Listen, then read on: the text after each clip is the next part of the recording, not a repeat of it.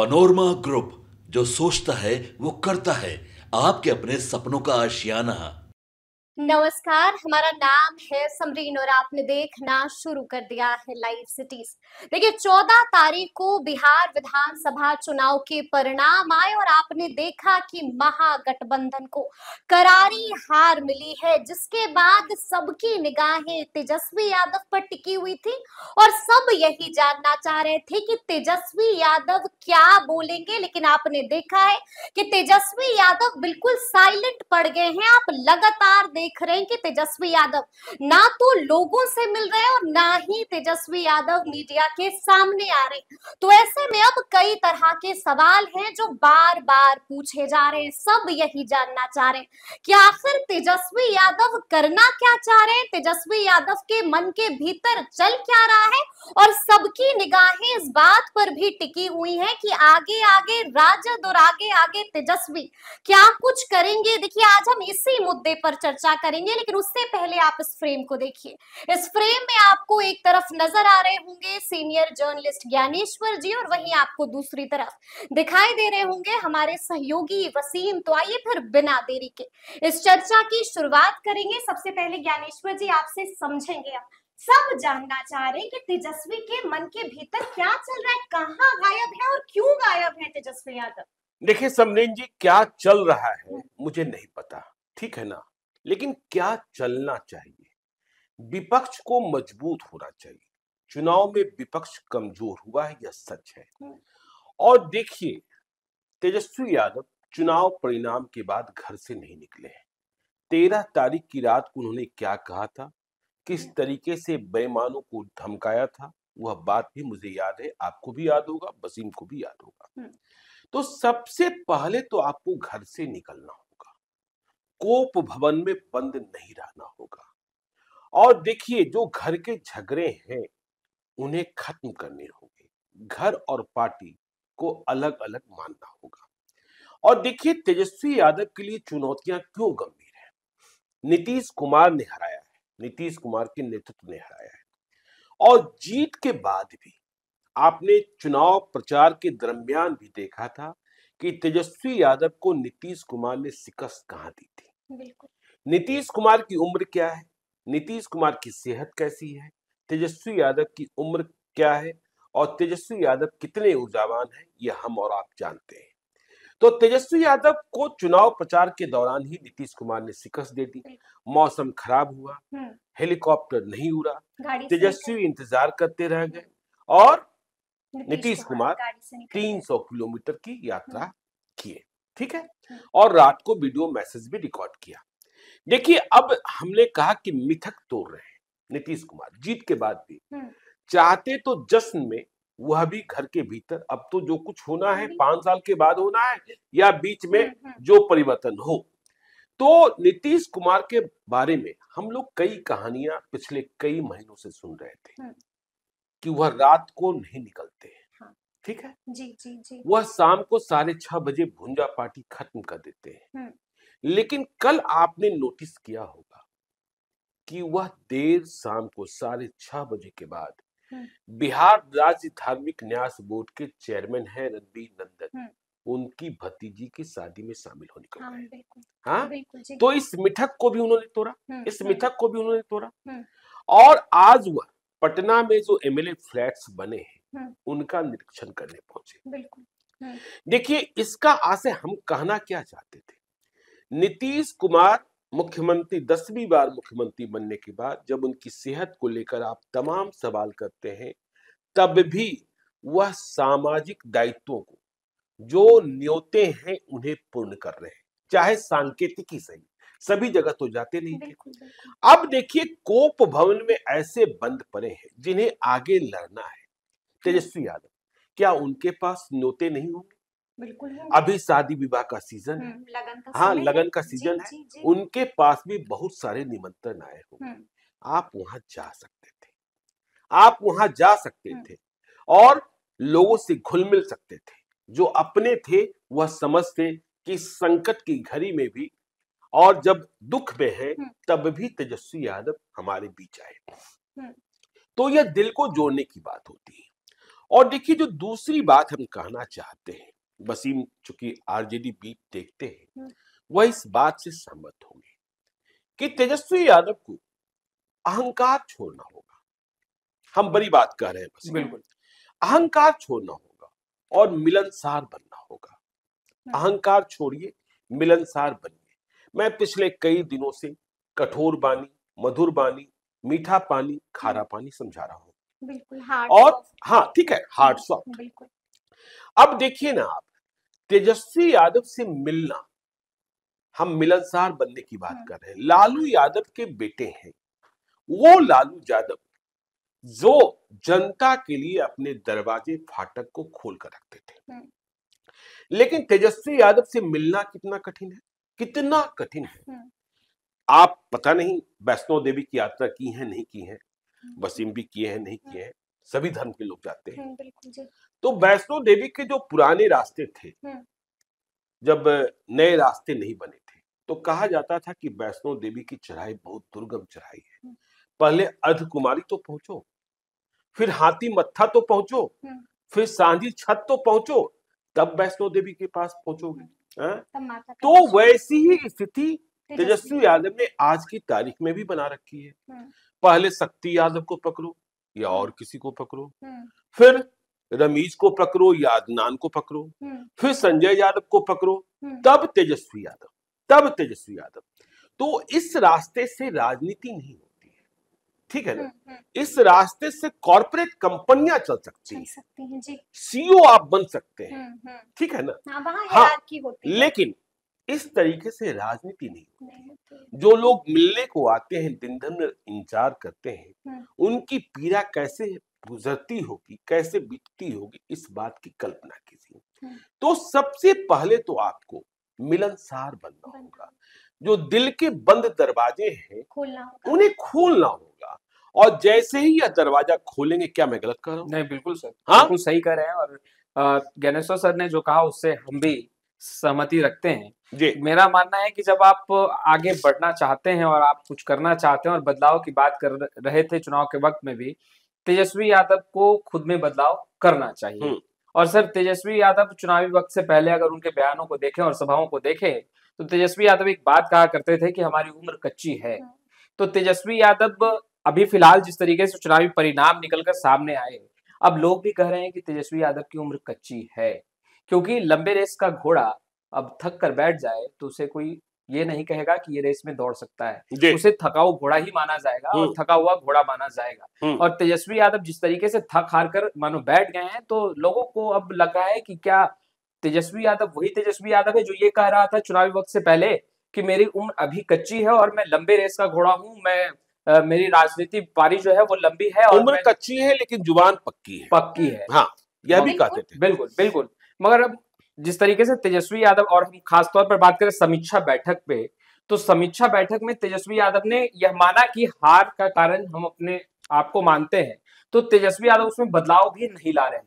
हाँ, मैं वही आ रहा हूँ वसीम जी। देखिए मैं क्या कहना चाह रहा था, मिलनसार बनिए। और देखिए चुनाव जो है ना, या राजनीति जो है ना, वह बैकरूम और ग्रीन रूम पॉलिटिक्स से संभव नहीं होता है। बिल्कुल। अहंकार और मिलनसार की जब हमने बात करी, नहीं मिलने वाली बात करी, तो वही हम एक कहना चाहते हैं कि कम मिलना, मुश्किल से मिलना, यह गुण आपने तेजस्वी यादव ने नीतीश कुमार से सीख लिया, चाचा से। हाँ, चाचा से सीख लिया। हाँ, तो पिता से सबों से मिलने का गुण नहीं सीखा, नीतीश कुमार की तरह कम मिलने का गुण सीख लिया। लेकिन इस बात को समझिए, नीतीश कुमार के पास इतने हाथ पैर हैं, इतनी आंखें हैं कि वह सब पता रखते हैं। और तेजस्वी यादव को 2005 के 2010 के कार्यकाल को या 2015 तक के कार्यकाल को याद रखना चाहिए नीतीश कुमार का, कि घर में, मतलब मुख्यमंत्री का जो बंगला है, वहां एक झोपड़ी बनी थी। अच्छा। और शाम को वहां भूंजा पार्टी होती थी, और उस भूंजा पार्टी में देखिए अशोक चौधरी तो तब आए नहीं थे, सिर्फ ललन सिंह भी बीच में कुछ समय के लिए चले गए थे, संजय झा, विजय चौधरी अस्थायी सदस्य, केवल ये लोग ही नहीं रहते थे, पत्रकारों को बुलाया जाता था। और क्या लोग सोच रहे हैं, क्या कह रहे हैं, इसका फीडबैक लेते थे। तो नीतीश कुमार उस मुकाम तक पहुंचे और फिर उन्होंने छोड़ा जो उनके आंख है, कान है, नाक है, वह फीडबैक देते हैं, ठीक है। तो तेजस्वी यादव के पास अभी ऐसे आंख, कान, नाक नहीं है, और जो है भी ना वह बहुत अधिक गुमान में है। वह अपने आप को तेजस्वी यादव से कम इंफॉर्मेशन नहीं देते, वह अपने आप को तेजस्वी यादव से कम नहीं समझते। जब हमने बात कही कि ग्रीन रूम या बैक रूम की, तो देखिए चुनाव ग्रीन रूम और बैक रूम से सिर्फ नहीं लड़ा जाता है। यही तेजस्वी यादव भी चुके, यही प्रशांत किशोर भी चुके।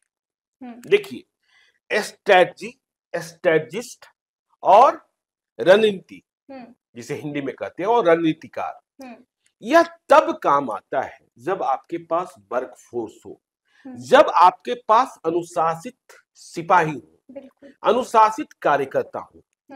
तो देखिए प्रशांत किशोर कहाँ चुक गए, वह भी सब कुछ राजनीतिक कार्यकर्ताओं पर विश्वास न करके या राजनीतिक कार्यकर्ताओं से दूर रह करके वह सिर्फ जेएसपीटी पर विश्वास कर रहे थे। वह सिर्फ जेएसपीटी पर विश्वास कर रहे थे। जेएसपीटी में काम करने वाले लड़के, वह तो पेरोल पर काम करने वाले लड़के थे, वह अपना परफॉर्मेंस कैसे गलत बता सकते थे। और ठीक इसी तरह तेजस्वी यादव सिर्फ संजय यादव और रमेश नेमत की बातों पर भरोसा कर रहे थे, ठीक है। उन्हें ग्राउंड से मतलब ही नहीं था। तो संजय यादव या रमेश बिहार की आवाज नहीं है, बिहार की जनता के मिजाज को समझते नहीं है। देखिए रणनीति और रणनीतिकार तब काम आते हैं जब हम कहते हैं ना कि कोई प्रोजेक्ट डिजाइन कर रहे हैं, तब काम आते हैं जब उसे इंप्लीमेंट करने वाला, एग्जीक्यूट करने वाला नीतीश कुमार महागठबंधन बनाए 2015 में, प्रशांत किशोर आए, उसे सफलता इसलिए मिल गई बहुत कम समय में। प्रशांत किशोर ने सफलता दिला दी क्योंकि प्रशांत किशोर ने जो डिजाइन तैयार किया उसे इंप्लीमेंट करने वाले लोग नीतीश कुमार के पास, लालू यादव के पास और कांग्रेस के पास। तो यही चूक, मैं क्या गलत कर रहा हूं? नहीं, बिल्कुल सही है। तो यही चूक हो गई कि आपने जनता को भुला दिया, आपने राजनीतिक कार्यकर्ताओं को भुला दिया। आप सिर्फ इस पर विश्वास करते रहे कि सर्वे क्या कहता है, सर्वे कितनी ईमानदारी से की गई, और सर्वे को भी अंतिम समय में भूल गए। तेजस्वी यादव भी भूले और प्रशांत किशोर भी भूले, ठीक है, भूल गए। तो ये बहुत बड़ी गलती उन्होंने की। और देखिए जो हमने कहा कि अहंकार नहीं मिलनसार, इस बात की चर्चा बार बार हो रही है कि यादव कम जीते, जो जीते भी उनमें से अधिकांश एनडीए के हैं। तो आपको इस गूढ़ रहस्य को पढ़ना होगा कि ऐसा क्यों हो रहा है। यादव तो हमारे थे, इनके यादव उम्मीदवार वसीम जी हर चुनाव में हिचकोले खाते दिखते हैं, और हिचकोला इतना तगड़ा हो गया है कि वह ध्वस्त कर देता है। चाहे ललित यादव हो, चाहे सुरेंद्र यादव हो, चाहे कौशल यादव हो, ध्वस्त कर देता है। और देखिए क्यों ध्वस्त कर देता है, जो हमने प्रारंभ में बात कही, कठोर बानी, मीठी बानी, हार्ड सॉफ्ट। तो देखिए एक विजेंद्र यादव है, बिल्कुल, कितने बार से चुनाव लड़ रहे हैं और जीत रहे हैं, वह भी यादव है। कभी उन्हें आपने लाठी को तेल पिलावन जैसी बातें करते हुए देखा है? बिल्कुल नहीं। कभी देखा है आपने कि लाठी को तेल पिलाएंगे? नहीं। तो सॉफ्ट रहकर, लोगों के बीच रहकर, ठीक है ना। तो लाठी तेल पिलावन, आप याद कीजिए कि जब 13 तारीख को तेजस्वी यादव रात को लाइव आए और उन्होंने मीडिया से बात की, उसके तुरंत बाद एक प्रवक्ता, महिला प्रवक्ता है, उन्होंने तस्वीर क्या पेश की? लाठी की पेश की। आप क्यों डरा रहे हैं बिहार को? देखिए इस बात को समझना होगा कि आग की जरूरत कब होती है। पानी की जरूरत हमेशा है, हाँ, आग की जरूरत हमेशा हमेशा नहीं नहीं। है। हाँ? आग की जरूरत रसोई घर में है, हम्म, आग की जरूरत हवन कुंड में है, आग की जरूरत पूजा घर में दीपक हाँ, जलाने को लेकर है। बिल्कुल। इसके सिवाय क्या आप आग को जलने देंगे? बिल्कुल नहीं, नहीं देंगे। बिल्कुल लेकिन पानी की जरूरत हमेशा पड़ जाती हमेशा पड़ है। जाती है। तो तेजस्वी यादव को आग और पानी का फर्क भी समझना उनके नेताओं को समझना होगा। हम्म, हाँ? देखिए, एक बात आई ना कि देखिए यहां क्या सीखना चाहिए कि नीतीश कुमार की सभा क्यों अनुशासित हो जाती है, हम्म, वहां महिलाएं क्यों अधिक पहुंच जाती हैं, और आपकी सभाओं में उतावलापन क्यों होता है? क्यों होता है? क्यों होता है? आपकी सभाओं में उतावलापन ऐसा होता है कि वहां महिलाएं जाने से बचती हैं। आपकी सभाओं में आने वाले इतने उतावले होते हैं कि रास्ते भर वह दूसरों को भयभीत कर देते हैं। बिल्कुल हम्म? बिल्कुल बिल्कुल आपकी सभाओं में महिला पत्रकार जाने से कतराती हैं। हम्म, कि वहां से सलामत कैसे निकले। बिल्कुल हाँ? हम बड़े महिला पत्रकारों की बात नहीं कर रहे क्योंकि उनके साथ कई लोग होते हैं, लेकिन जो अकेले जाती है वो बचती है।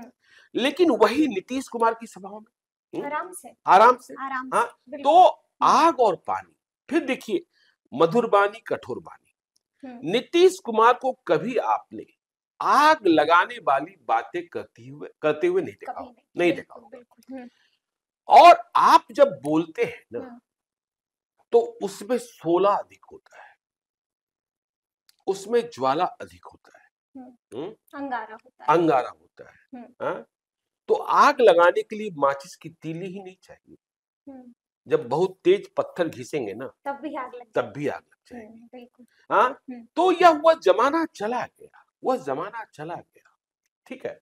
तो देखिए, मैं तो कहता हूं, मैं आपको एक पुराना प्रकरण सुना दूं। मैं आज अखबार से जागरण में आया था। आज अखबार में हम लोग की ट्रेनिंग थी बहुत कम संसाधन में बहुत अच्छा करना। ठीक है। लेकिन जब जागरण आया, दैनिक जागरण में, तो दुनिया बदल रही थी। मनमोहन सिंह आर्थिक उदारीकरण को लेकर आ गए थे और दुनिया फैशनेबल हो रही थी, दुनिया ब्रांड को समझ रही थी। यदि पुराने पत्रकारों को आप देखेंगे तो घिसे हुए चप्पल, कंधे में झोला, हाँ, ठीक है ना। हाँ? तो दैनिक जागरण में जब नरेंद्र मोहन जी के बाद संजय गुप्ता, सुनील गुप्ता, इन लोगों ने कमान संभाली, तो प्रत्येक यूनिट में मैं रांची पहुंच गया था संपादक होकर, एक लाइफ कोच को भेजा गया। अच्छा, लाइफ कोच। हाँ, ठीक है ना। और उन्होंने ऑफिस के लिए घर में तैयार होने से ऑफिस पहुंचने तक, ऑफिस में कैसे बैठेंगे, कैसे सिस्टम ऑन करेंगे, कैसे लंच को जाएंगे, कैसे जाते वक्त आप अपने को दिखेंगे, यह सारी बातें समझाई गई। पहले तो लगा कि यह क्या कर रहे हैं। पहले तो होता था जो सुबह मर्जी हुई वह पहनकर चल दिए, लेकिन उनकी बातें बाद में सही निकली। उनकी बातें तो क्या हुआ, पूरा दैनिक जागरण ट्रांसफॉर्म कर गया। अब अच्छे कपड़े में लोग आने लगे, बाल करीने से, ठीक है। हाँ, यह नहीं कि बिल्कुल हाँ उलझे से आ रहे हैं। तो कार्य क्षमता बढ़ गई। तो यहाँ जरूरत है आरजेडी में एक लाइफ कोच की, हाँ? ठीक है ना, जो इनके जो कोर लीडर्स हैं पहले उनको ट्रेंड करें। हम लोगों को लाइफ कोच ट्रेंड करने आया था, उसके पहले जागरण के मालिक खान ने अपनी ट्रेनिंग ली थी। अपनी ट्रेनिंग ली थी, ठीक है ना। हाँ, अपनी ट्रेनिंग ली थी। तो जब आप स्वयं ट्रेंड होंगे, मैं यही बता दूं, रांची लॉन्चिंग हो रहा था तब रांची में सबसे बड़ा होटल हुआ करता था युवराज पैलेस, और मैं करीब 2.5 महीने तक उसी होटल में रह गया था। मैंने एक दिन गुस्से में कहा, रोज रात को वही तंदूरी रोटी और चिकन बटर मसाला या पनीर बटर मसाला, मुझे खर्च की छूट थी, मेरा कोई बिल रुकता नहीं था जी। क्योंकि हम क्राइसिस मैनेजर भी थे। तो हमने अपने मालिक सुनील गुप्ता जी को कहा कि भैया, हम लोग उन्हें प्रेम से राजू भैया कहते हैं, और मुझे वह ज्ञानेश्वर कभी नहीं बोलते हैं, गोपी बोलते हैं जी। अब भी। हाँ, आपके सामने ही फोन आया था। तो हमने कहा भैया, यह होटल महंगा भी है और रोज जो है यही खाना पड़ता है, इससे अच्छा है कि एक गेस्ट हाउस हम लोग बना ले, कहीं 2-3 कमरे का फ्लैट ले ले। तो उन्होंने एक बात सिखाई, समझाई कि देखो, अभी तुम जो रांची में हो वह दैनिक जागरण के संपादक की हैसियत से हो, तो तुम्हारा स्तर वह होना चाहिए। जब तुमसे कोई मिलने को आ रहा है तो वह समझे कि कहां जा रहे हैं। यह सच है कि गेस्ट हाउस ले लें, खर्चे कम हो जाएंगे, लेकिन तब जब किसी को मिलने को बुलाओगे तो तुम्हें यह बताना पड़ेगा कि जो गेस्ट हाउस का रास्ता है वह बरियातू चौक पहुंचेंगे आप तो फिर बाएं हो जाइए, फिर दाएं हो जाइए, फिर बाएं हो जाइए, फिर सीधे हो जाइए। हाँ, तो आपको अपनी पार्टी का शुद्धिकरण करना होगा, शुद्धिकरण करना होगा, जरूरत है। फिर आप समझिए, देखिए, हम वही कहते हैं नीतीश कुमार की सेहत, नीतीश कुमार की उम्र। महीने में आप 1-2 बार सुन ही लेते हैं कि नीतीश कुमार जेडीयू के कार्यालय में पहुंच जाते हैं, अचानक से पहुंच जाते हैं। बिल्कुल। महीने में वसीम जी आप कितनी बार सुनते हैं कि तेजस्वी यादव, ऐसा चुनाव के वक्त होता है, ऐसा चुनाव के वक्त ही होता है। तो घर का फाटक बंद, बिल्कुल, दफ्तर में भी आप नहीं आएंगे। मैं आज लाइव सिटीज का दफ्तर आना छोड़ दूं और मैं महीने में 1 दिन दर्शन दूं, कोई अनुशासन रहेगा क्या? जो मुझे मानने वाले लोग हैं, सब अपने मन के मालिक हो जाएंगे, सब अपने, और सभी समझेंगे कि जो ज्ञानेश्वर जी हैं वह इतने आलसी हैं कि वह घर से नहीं निकल सकते हैं, काम को नहीं संभाल सकते हैं। तो आपको यह समझना होगा। देखिए, जब हम विजेंद्र यादव की बात कर रहे थे कि लाठी तेल पिलावन की बात नहीं करते, आप स्वयं देखिए कि आपके यादव या यादव क्षेत्रों में भी हिचकोला। आपको याद है 2010 राघोपुर सबसे मजबूत सीट है ना, इसलिए आप चुनाव लड़ते हैं। आप गोपालगंज में नहीं लड़ते हैं। हाँ। गोपालगंज विधानसभा क्षेत्र भी आप लड़ सकते हैं, गृह जिला है। हाँ, लेकिन उसे सुरक्षित नहीं मानते हैं। कभी वहां साधु यादव आपके वहां चुनाव जीते भी हैं, तो आप राघोपुर में लड़ते हैं। लेकिन क्या कारण है कि इसी राघोपुर में 2010 में आपकी माता जी, हाँ, उन्हें चुनाव लोगों ने हरा दिया? क्या कारण है? हम, आप छोड़ दीजिए इतनी करारी हार को, हम राघोपुर के नतीजे को ही एनालाइज कर लें कि तेजस्वी यादव की पॉपुलैरिटी यदि 2020 की तुलना में 2025 में बढ़ी हुई थी, तो 2020 से कम मतों से क्यों जीते राघोपुर में? बिल्कुल, कई चक्रों की मतगणना में तो पीछे चल रहे थे। हमने देखा, रिकॉर्ड देखा कि 48,000 मतों से करीब 2020 में जीते थे। और इस बार देखिए, यही नीतीश कुमार के खिलाफ एंटी इनकम्बेंसी नहीं थी, यह प्रमाण राघोपुर भी दे रहा है कि 48,000 मतों के अंतर से तेजस्वी यादव 2020 में राघोपुर जीतते हैं और 2025 में उनकी जीत का अंतर घटकर 14,000 होता है, मात्र 14,000 होता है। हाँ, तो आप समझिए इस बात को कि परेशानी कहाँ है, परेशानी कहाँ है?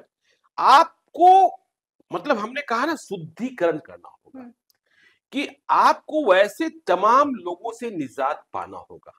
जो बात बार बार प्रशांत किशोर कहते हैं ना कि भाई, उन्होंने लालू यादव के जमाने के बदनाम लोगों को कहां छोड़ दिया, जो बिहार की जनता यह मान ले कि नहीं, अब यह बदनाम की पार्टी नहीं है, बदली हुई, हाँ, अब बदली हुई, अब चैत्रवान की पार्टी है। हाँ, तो देखिए, आप कह सकते हैं कि भाई, बदनाम लोग तो जेडीयू में भी, बदनाम लोग तो बीजेपी में भी, और नीतीश कुमार का ही फार्मूला है कि बाघ के सामने बकरी कहां लड़ाएंगे। लेकिन आपको, आपके सामने जो चुनौतियां हैं, पार्टी विथ डिफरेंस, अब बीजेपी नहीं रह गई है, आपको बनना होगा, आपको बनना होगा, क्योंकि आपके पास 32% का आधार वोट है।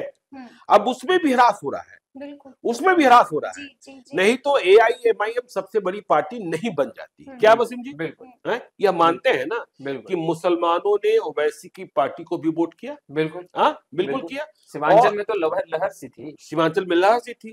और मुसलमानों ने नीतीश कुमार का साथ भी नहीं छोड़ा, चाहे प्रतिशत जो हो। बिल्कुल मुसलमानों के भीतर नीतीश कुमार को लेकर उनके मन में कोई बैर नहीं था, मन में बैर नहीं था। तो आपको यह बात समझनी होगी, आपको यह बात समझनी होगी कि कहां से और कैसे। तो सबसे पहले तो वही वाली बात है कि आप अहंकार छोड़िए, मिलनसार बनिए, घर से निकलिए। आप शपथ ग्रहण में नहीं गए, क्या आप विधानसभा के सत्र में नहीं जाएंगे? नहीं जाएंगे। कब तक घर से नहीं कब तक घर से नहीं निकलेंगे? और छुट्टियां कम लीजिए, राजनीति में छुट्टियां।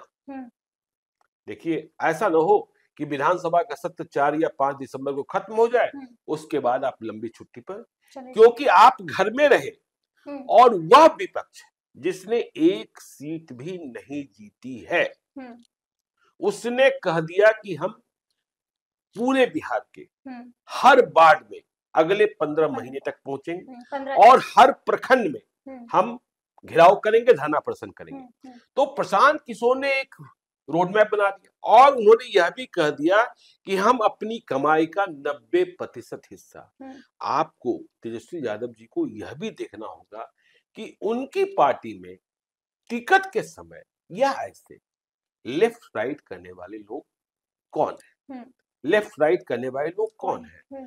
तो यह बहुत ही गंभीर चुनौती इनके पास आ चुकी है। आलस्य छोड़िए, अहंकार छोड़िए, कोच की जरूरत है, कोच की जरूरत है, कोच की जरूरत है, ठीक है ना। कि अब इनके प्रवक्ता बोलेंगे तो ऐसा लगता है कि नहीं, ये बोल तो रहे हैं सही बात, ठीक है, बोल तो रहे हैं सही बात, लेकिन जो टोन है ना, उस टोन में आप बहुत भड़कीले कपड़े बहुत समय तक नहीं पहन सकती है। बिल्कुल। क्या पहन सकते हैं? नहीं पहन सकते। हमने कहा ना, आग को आप जला करके नहीं रख सकते हैं। यदि आग को जलाकर रखेंगे तो घर ही स्वाहा। भाई, हर मंदिर तो ज्योत वाली मंदिर नहीं रखी है। ज्वालामुखी मंदिर है जहां इतने सालों से पटना में अखंड ज्योति मंदिर है, या इतने सालों से ज्योति प्रज्वलित हो रही है, लेकिन कहां प्रज्वलित हो रही है? एक निश्चित जगह पर प्रज्वलित हो रही है, एक निश्चित जगह पर। और जैसे ही आप लाइफ को चलाएंगे कि जो आपके कार्यकर्ताओं की, आपके नेताओं की जो जुबान है, वह जुबान बदलेगी, वह जुबान बदलेगी। और यदि देरी करेंगे सहयोगियों के साथ, बिल्कुल सहयोगियों के साथ, हाँ, मिलना होगा, समय देना होगा, मिलना। आप इस बात की समीक्षा कीजिए ना कि आप दिल्ली गए, राहुल गांधी आपसे नहीं मिले कि आप राहुल गांधी से नहीं मिले। दिल्ली आप गए, राहुल गांधी आपसे नहीं मिले या आप राहुल से नहीं मिले। दोनों ही स्थितियां परिस्थितियां गड़बड़, दोनों ही स्थितियां परिस्थितियां गड़बड़। बिल्कुल। आपको यह कहने का अधिकार भी नहीं रह गया कि इस बार कांग्रेस के कारण डूबे। सही बात। हाँ, सही बात है। हाँ, भाई, माले भी समझ रहा है कि आरजेडी का आधार वोट खिसक चुका है। जी। उसमें दरार है, मतलब यह नहीं हुआ कि 32%, 10% हो गया, लेकिन दरार दिख रही है। हाँ भाई, आप तो बिल्कुल बैकरूम में और सेक्रेटरी वाले रूम में यह सोचकर चुनाव लड़ रहे थे और जीत रहे थे। नहीं, 32% से अधिक तो मुकेश सहनी, IP गुप्ता, आप यह सोचकर समझ रहे थे कि 2015 में बस इतने हजार वोट का फासला था। फिर वही बात है, जो आप कहते हैं क्या वह पूरा हो सकता है? क्या वह पूरा हो सकता है? आपने कह दिया प्रत्येक घर में एक व्यक्ति को सरकारी नौकरी। यदि यह संभव है तो अब बिहार की जनता को बता दीजिए और हीरो बन जाइए।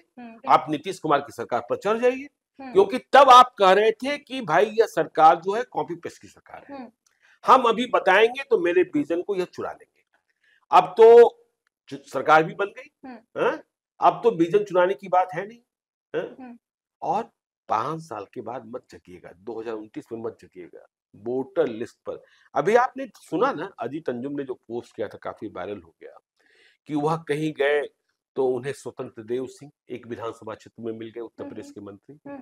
कहीं गए तो सतीश गौतम मिल गए, एक लोकसभा क्षेत्र के सांसद, बिहार से नहीं, ठीक है ना। कहीं गए तो गुजरात से आए कारोबारी मिल गए, जो इतने लंबे समय तक मुझे लखीसराय के संस्था के रिपोर्टर आए हुए थे, वो कह रहे थे कि राजस्थान, जो लखीसराय छोड़कर चले गए राजस्थान, वह चुनाव के 15 दिनों पहले से आकर यहाँ लोगों को समझा रहे थे और बता रहे थे। तो आपको बदलना तो होगा ही होगा, हेलीकॉप्टर का इंतजार नहीं करना होगा। बिहार की सड़कें ऐसी बन गई है कि गाड़ी दौड़ जाती है। और अभी लगन का कार्यक्रम है, कितना अच्छा लगेगा आपके लोगों को। नीतीश कुमार जाने लगे। यही आपको एक और मजेदार बात बताएं, सम्राट चौधरी गृह मंत्री बन गए और उसके पहले डिप्टी सीएम की शपथ ली। महागठबंधन के एक नेता है, आप भी जानते हैं, यह भी जानती है, वह एक जिले में, राजद के नहीं है, वह एक जिले में एक विधानसभा क्षेत्र के प्रभारी थे। अच्छा। और उन्हें इस बात का भरोसा था कि हमारी पार्टी चुनाव जीत रही है। तो खैर चुनाव में शिकस्त मिली। सम्राट चौधरी से पुराने संबंध है। सम्राट चौधरी को उन्होंने जिस दिन होम मिनिस्टर बने, उन्होंने फोन किया, बधाई देने ही फोन किया। सुनिए मेरी बात को, इस बात को समझिएगा, इस बात को भी तेजस्वी यादव को समझना होगा। तेजस्वी यादव से क्या आप फोन पर बात कर सकते हैं? बिल्कुल नहीं कर सकते। नहीं, उनके नेता भी नहीं कर सकते। हाँ नहीं, उनके, अब राहुल गांधी कर ले, आईपी गुप्ता कर ले, मुकेश सहनी कर ले, वो दूसरी बात है, उसमें भी सीढ़ी ही है, उसमें भी सीढ़ी संजय यादव की है। तो इस नेताजी ने सम्राट चौधरी को फोन किया, तुरंत कॉल रिसीव नहीं हुआ, लेकिन 5 मिनटों के भीतर वापस कॉल आया और नाम सहित, क्या हाल है? अच्छा। हाँ, क्या हाल है मित्र? ठीक है, इस तरीके से। तो उस नेताजी ने मुझे फोन किया बड़े प्रसन्नचित्त भाव से। तो हमने यही सवाल पूछा कि क्या आप महागठबंधन के नेता तेजस्वी यादव जी को, दोनों बहुत अच्छे जानते हैं एक दूसरे को, आप कॉल कर सकते हैं? उन्होंने कहा नहीं। तो हमने कहा इस अंतर को आप कैसे पढ़ते हैं? तो उन्होंने कहा एक नेता है और दूसरा बाप का बेटा है। एक नेता है, दूसरा बाप का बेटा है। हाँ, जबकि दोनों बाप के बेटे हैं। यह भी शकुनी चौधरी के बेटे हैं और वह भी लालू यादव के बेटे हैं। तो सोचिए, महागठबंधन का नेता सम्राट चौधरी को फोन करता है, तुरंत पलटकर फोन आ जाता है, क्या मित्र क्या हाल है, और वह अपने ही महागठबंधन के नेता से बात करने की स्थिति में नहीं है। बिल्कुल नहीं है। तो सोचिए, यह परिवर्तन इतना बड़ा, मतलब यह जो है फासला, जो है यह जो दूरी है। मुझे लगता है तेजस्वी यादव हार कर कुछ उससे सीख भी नहीं ले पाते हैं। उपचुनाव में भी जिस तरीके से जो नतीजे निकल कर आए, उसके बाद भी कई तरह की बातें हुई, समीक्षा भी हुआ, मगर फिर चुनाव 2025 का विधानसभा, उसमें भी तेजस्वी यादव, आपने जैसा ही कहा कि हेलीकॉप्टर का इंतजार, और जिस तरीके से तेजस्वी यादव मानो एक घर से ही पूरा रिपोर्ट कार्ड तैयार कर रहे थे कि भाई हम 18 तारीख को शपथ लेंगे, और वीडियो जारी कर रहे थे। आपने कुछ दिनों पहले एक मीटिंग की तस्वीर देखी होगी, वीडियो भी देखा होगा, और ऐसी तस्वीरें और वीडियो पहले के भी मिलेंगे कि नरेंद्र मोदी जाकर सबसे पीछे वाले बेंच पर बैठ गए, पीछे वाले बेंच पर बैठ गए, और पहले वह सभी को सुनते रहे। प्रशांत किशोर ने हम लोग के ही कॉन्क्लेव में कहा था, हाँ, कि बहुत ही अच्छे लिसनर है, जबकि दुनिया मानती है कि वो सुनते नहीं है। तो प्रशांत किशोर ने क्या कहा कि यदि विषय संदर्भ में है और जरूरत है, तो प्रशांत किशोर ने कहा कि नरेंद्र मोदी 1 घंटा नहीं, 2 घंटा नहीं, 4 घंटा नहीं, कई दिनों तक सुन सकते हैं। तो यहाँ सुनाने की प्रवृत्ति है, यहाँ सुनाने की प्रवृत्ति है, ठीक है ना, यहाँ सुनाने की प्रवृत्ति है। तो आपको सुनना होगा और सुनकर निष्कर्ष निकालना होगा। बिल्कुल। हाँ, क्योंकि पॉलिटिक्स जो है ना, वो सिर्फ मैथमेटिक्स नहीं है, मैथमेटिक्स नहीं है, 1 + 1 = 2 नहीं है।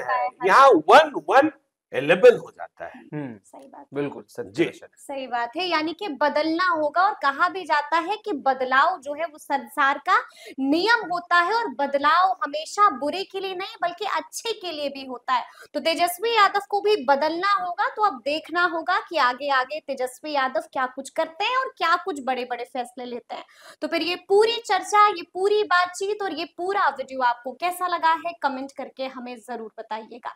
तो ऐसे तमाम अपडेट्स के लिए बिल्कुल ऐसे ही हमारे साथ बने रहिएगा और देखते रहिएगा लाइव सिटीज। बहुत शुक्रिया।